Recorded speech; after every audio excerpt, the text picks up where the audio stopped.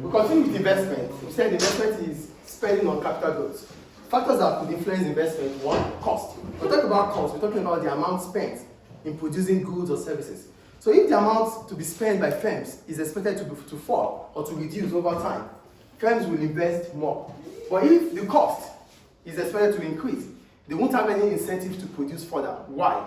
Because in the private sector, what they need is, their aim and objective is to maximize profit. And to maximize profit, you need your cost, the unit cost, to be lesser than the selling price. So if your unit cost is not lesser than the selling price, then there's no profitability. So cost will reduce profitability of firms. So if profitability is reducing, stop right in place. If there's likelihood for profitability to reduce, there's no incentive to produce further. That's about cost. So cost can either increase your investment or reduce your investment.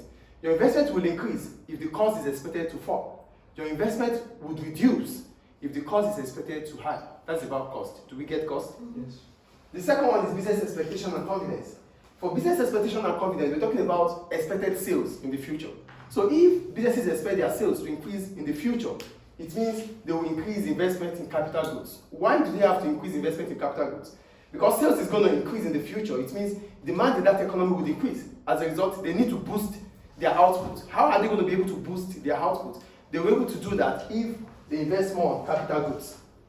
So get the point here. If the confidence level is high for businesses, if they are expecting to sell more in the future, they invest more in capital goods to boost their equipment, to boost their output.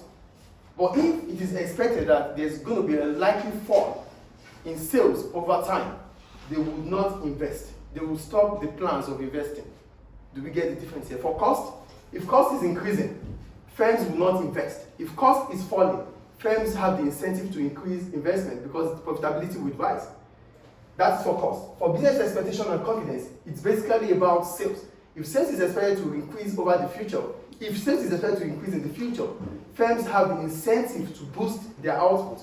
And how are they going to be able to boost their output? They're going to be able to do that by investing in capital goods, equipment, or machinery.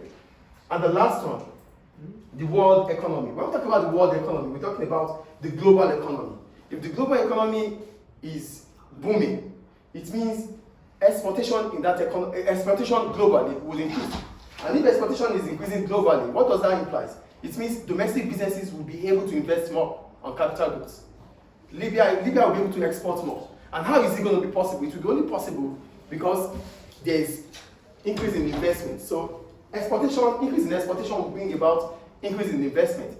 And reduction in exportation would mean that sales is falling. And if sales is falling, firms will not have the willingness to invest more. You can only invest more if sales is increasing. That is when you are making more revenue. But if sales is falling, there's no reason for investing more in capital goods. So these are the factors that influences investment. In the next class, we're going to talk about other factors